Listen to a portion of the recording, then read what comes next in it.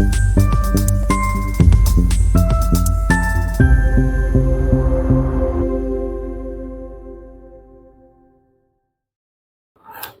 दोस्तों, आज मैं आपको इस वीडियो के अंदर जो चीज बताने जा रहा हूं वो बहुत महत्वपूर्ण है। हम सब जानते हैं कि मुख्य रूप से जो ग्रह हमारे जीवन में डे टू डे एक्टिविटी में इफेक्ट करते हैं वो हमारे जन्म कुंडली के ग्रह या वर्ष कुंडली के ग्रह मुख्य रूप से होते हैं। उसके साथ साथ हमारी इस समय किस ग्रह की महादशा चल रही है, किसका अंतरदशा चल रहा है, वो ग्रह भी निर्णय लेते हैं इस बात का कि हमें इस समय रिजल्ट्स कैसे मिलेंगे।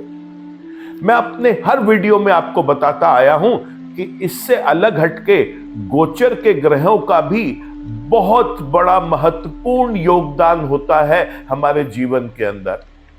गोचर में जब ग्रह एक राशि से दूसरी राशि में प्रवेश करते हैं तो वो अलग अलग व्यक्तियों को उनके लग्न अनुसार भिन्न भिन्न प्रकार का प्रभाव देते हैं। उनका ये गोचर किसी के लिए शुभ और किसी के लिए अशुभ भी हो सकता है।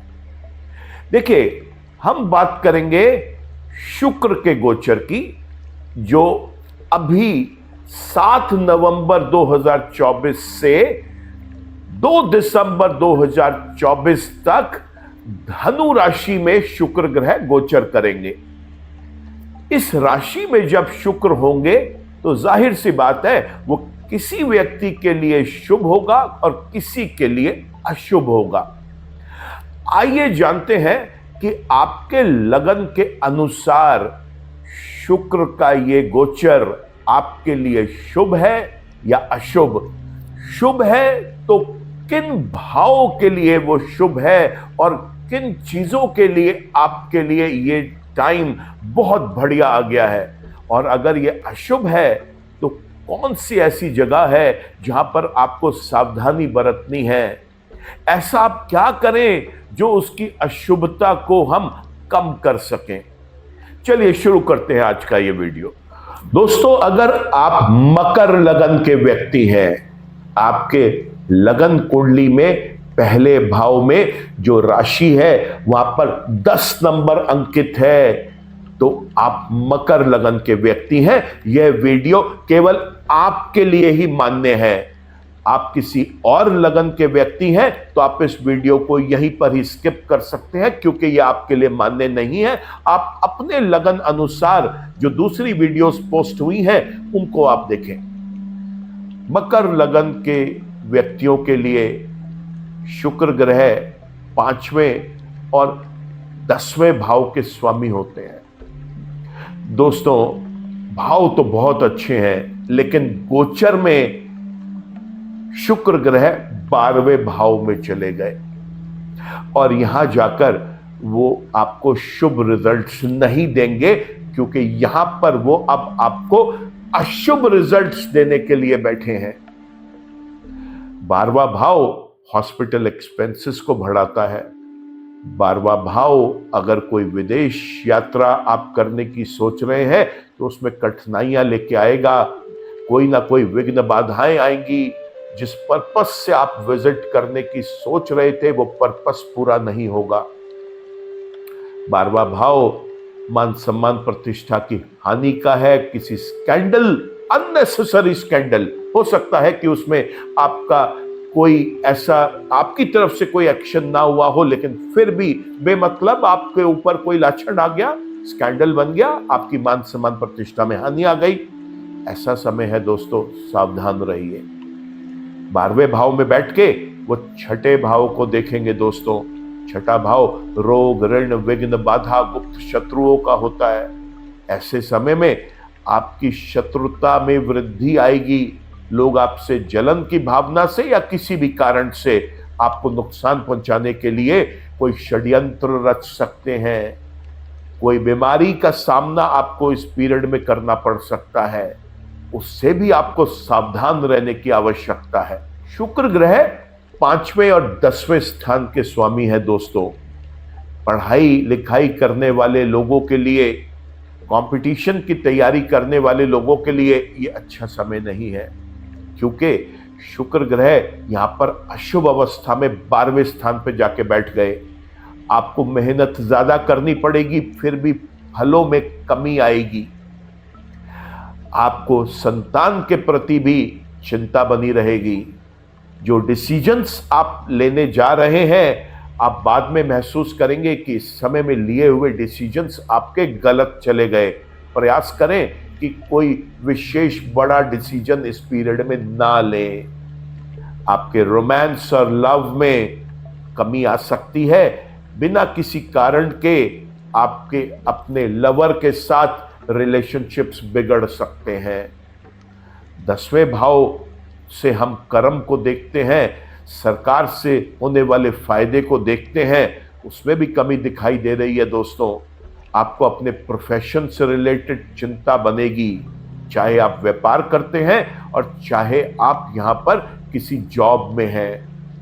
दोनों तरीके से ही आपको यहां पर परेशानी का सामना करना पड़ेगा। कोर्ट में कोई केस है तो बेहतर है कि उसकी आप नेक्स्ट डेट ले लें। ऐसे समय में आप कोर्ट में पेशी से बचें।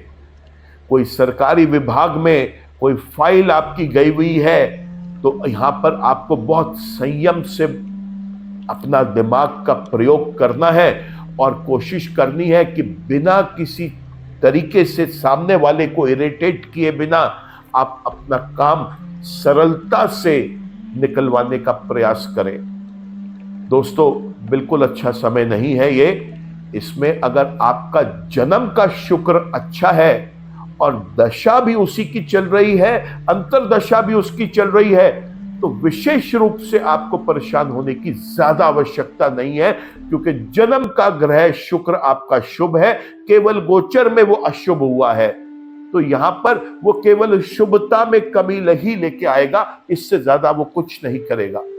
लेकिन अगर आपके जन्म के भी शुक्र ग्रह अशुभ है और अब शुक्र ग्रह 12वें भाव में बैठ के और अशुभता लेके आ रहे हैं, तो दोस्तों ये बहुत ज्यादा सतर्कता से और सावधान रहने वाला समय है।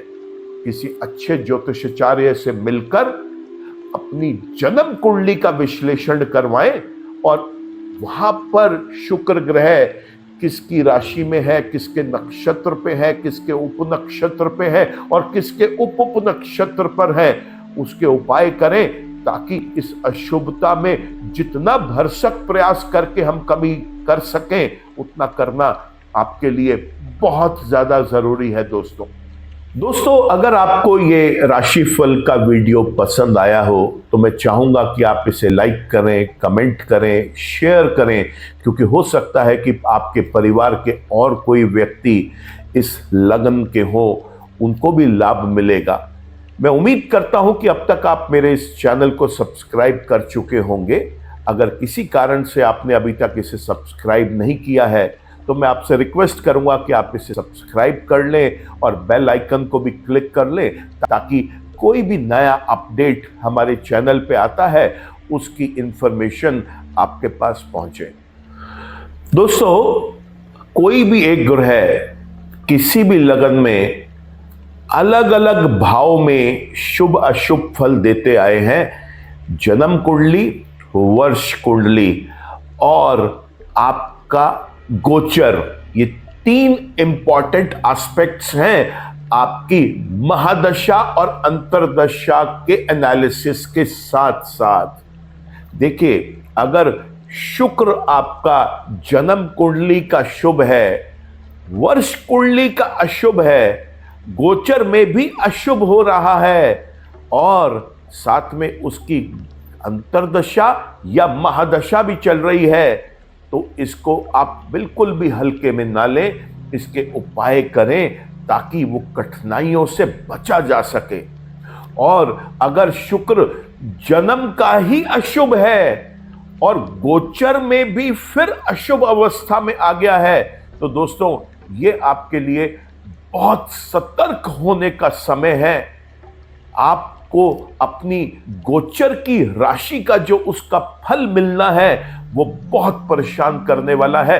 सावधान हो जाएं। ज्योतिषाचार्य से मिलें और अपने उपाय, कुंडली विशेष अनुसार उपाय आप अपनी नित्य क्रिया के अंदर करना शुरू करें।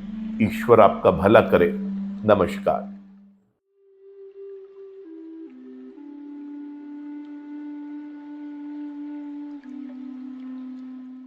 जीवन की सभी प्रकार की व्यक्तिगत, पारिवारिक और व्यावसायिक समस्याओं के समाधान के लिए तुरंत संपर्क करें।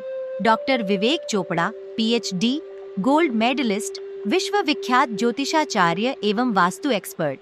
कॉल अथवा व्हाट्सएप करें 9311131069 9212431069।